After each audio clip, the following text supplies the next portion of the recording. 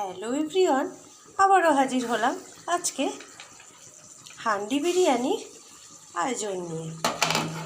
এখানে আমি চিকেনটাকে কষিয়ে নিয়েছি, ওই বলতে গেলে প্রায় রেডি হয়ে গেছে। আর এইদিকে রাইসটা জল ঝরিয়ে রেখে দিয়েছি।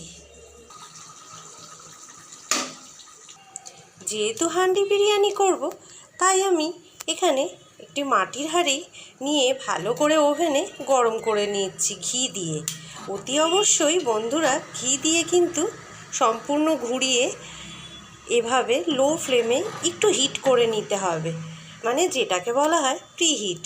এবারে ওভেনটাকে অফ করে সাজিয়ে নেওয়ার পালা।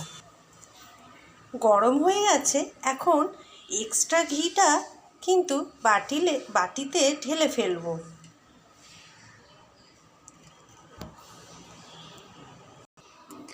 এখন প্রথমে কয়েকটা তেজপাতা ভালো করে সাজিয়ে নেব, যাতে কোনোভাবে রাইসটা পুড়ে না যায়। একেবারে ফিনিশিংয়ে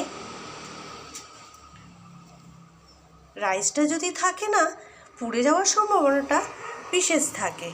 তাই আমি তেজপাতা একটু সাজিয়ে নিলাম। এবারে এক এক করে প্রথমে রাইস সাজিয়ে নিচ্ছি। আজকে ছুটির দিন, আর স্পেশাল কিছু মেনু হবে না, হতে পারে বলুন তো? একে তো স্বাধীনতা দিবস, আর এই দিকে কোনো কিছু ভালো রেসিপি হবে না, হতে পারে? রাইসটা সাজানো হয়ে গেছে, এখন আমি একে একে চিকেনটাকে সাজিয়ে নিচ্ছি।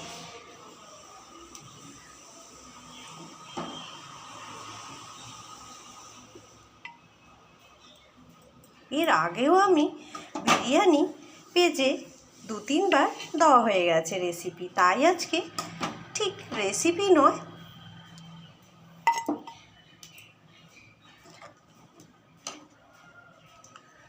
প্রায় রেডি হয়ে গেছে। তো ভাবলাম একটা ভিডিও করে ফেলি হালকা করে।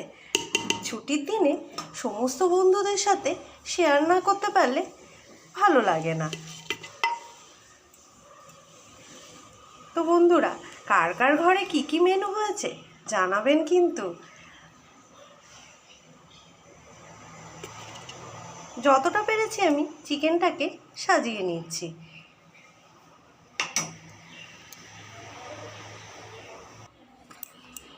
এবারে ওপর থেকে আবারও 1 রাউন্ড রাইস দেওয়ার পালা। সুন্দরভাবে একটু সাজিয়ে নিই।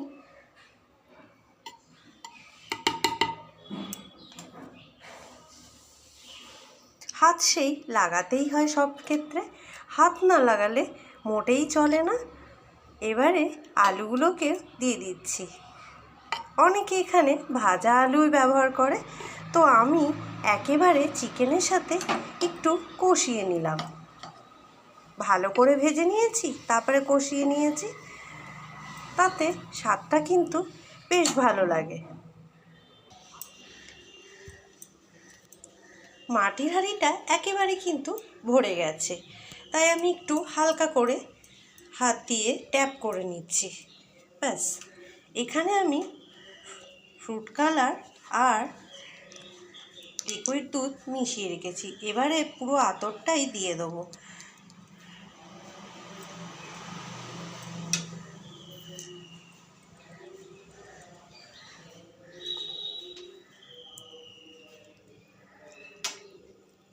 এখানে হাফ কাপ মতন আমি লিকুইড দুধ রেখেছিলাম।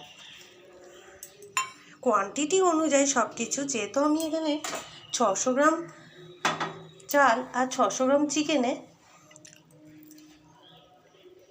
কোয়ান্টিটি রেখেছি। এবারে উপর থেকে একটু গার্নিশ করে নিচ্ছি বেরেস্তা দিয়ে। খুব সহজেই হান্ডি বিরিয়ানিটা রেডি করলাম।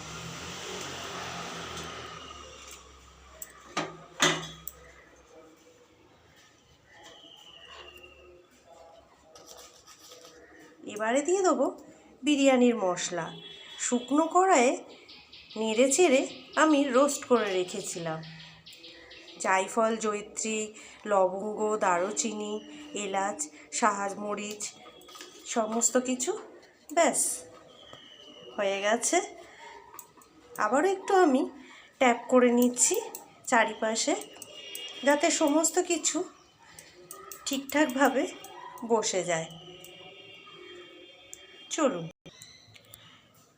এবারে ওভেনে রেখে দিয়েছি, এখনও কিন্তু ওভেনটা অন করিনি। লো ফ্লেমে রেখে দেবো। এবারে একটা কাজ ফিনিশিং বাকি আছে, ওপর থেকে একটা ঢাকনা দিয়ে, আমার যেহেতু প্রচুর ভর্তি হয়ে গেছে তাই আমাকে এটা উল্টে দিতে হলো সরাটা।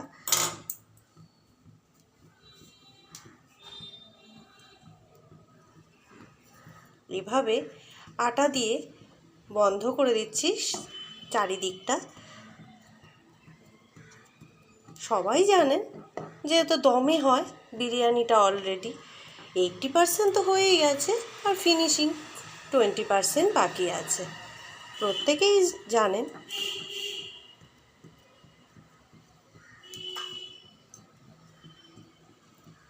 এবারে লো ফ্লেমে মিনিট 15 থেকে 20 মিনিট রাখাই যায়। তো আমি এখানে ডাইরেক্টই ওভেনে মাটির হাঁড়ি বসিয়ে দিলাম। যদি আপনাদের ভয় হয় তবে নিচে তাওয়া বা ফ্রাই প্যানের উপরে এই হাঁড়িটিকে বসাতে পারেন।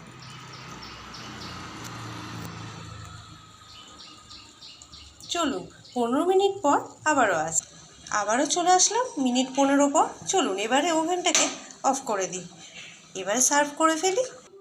চলুন এবারে দেখে নেওয়া যাক।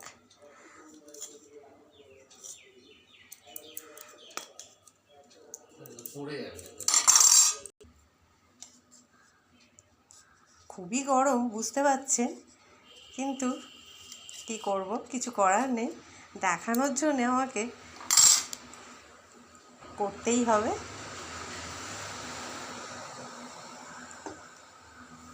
এবার চলুন ঢেলে ফেলা যাক, সার্ভ করে ফেলি আজকের হান্ডি বিরিয়ানি। আস্তে আস্তে করে এবার সার্ভ করে ফেলি। প্রচণ্ড গরম একে তো, কিন্তু হান্ডি বিরিয়ানি তো সবাই খায়, কিন্তু হান্ডি বিরিয়ানি একটা ইন্টারেস্টিং সাবজেক্ট, তাই না বলুন? ব্যাস আপাতত এই পর্যন্তই ঢাললাম।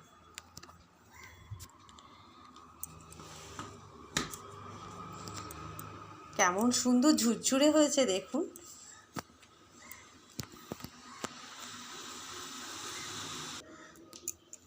তাহলে আজকে আমার লাঞ্চ মেনু রেডি হয়ে গেছে। ইন্ডিপেন্ডেন্স ডে হিসেবে এইটা আমার আজকে স্পেশাল লাঞ্চের মেনু ছিল। তো আমি ভাবলাম আমার সমস্ত বন্ধুদের সাথে একটু শেয়ার করি। ভালো থাকুন, সুস্থ থাকুন, আর আজকের স্পেশাল ডেটা সুন্দর করে কাটান। এতক্ষণ ধরে ভিডিওটা দেখার জন্যে অসংখ্য ধন্যবাদ প্রত্যেককে।